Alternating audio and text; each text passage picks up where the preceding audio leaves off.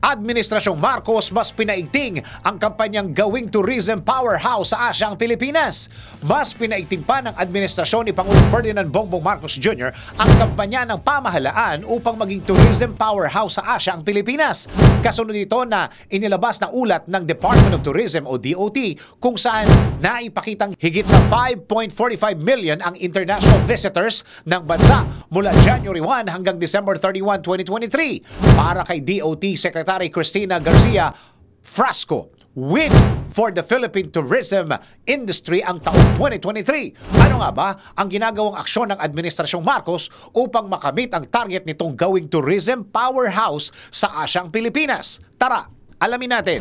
Para kay Pangulong Marcos, reliable pillar sa pagsigla ng ekonomiya ang tourism sector dahil nagbibigay ito ng kabuhayan sa ilang milyong Pilipino. Merong target ng 4.8 million tourist arrivals ang DOT para sa taong 2023. Nilagpasan ng bansa ang target na ito, 650,000 ayon sa monitoring data ng ahensya.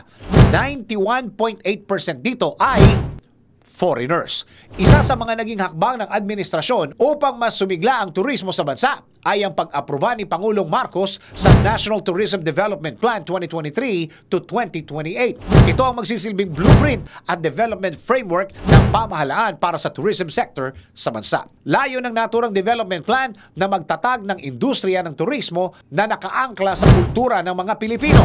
Meron itong sinusundang 7 main objectives. Ito ang pagpapabuti sa tourism infrastructure at accessibility, pagpapalawak sa digitalization at connectivity, pagpapahusay sa overall tourist experience, pagpapantay sa tourism product development at promotion, pagpapalawak ng tourism portfolio sa pamamagitan ng multi-dimensional tourism, pag-maximize sa domestic at international tourism, at pagpapalakas ng tourism governance sa pamamagitan ng pagtutulungan ng national at local stakeholders.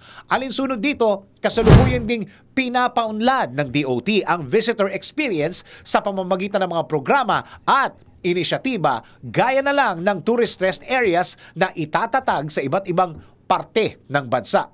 Nakikipagtulungan na rin ng DOT sa iba pang ahensya upang matiyak ang kaligtasan at seguridad ng mga turista. Hindi may kakaila ang magandang epekto ng turismo sa Pilipinas. Sa katunayan, iniulat ng DOT na higit 480 billion pesos ang naipasok na kita nito sa Pilipinas noong 2023. Sa patuloy na pagpapalakas ng Administrasyong Marcos sa tourism sector, inaasahan ng mas maraming trabaho ang malilikha para sa mga Pilipino at mas tatatag ang ekonomiya ng bansa.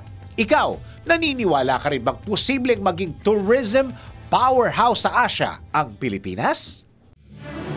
DWIZ Research Report. Report.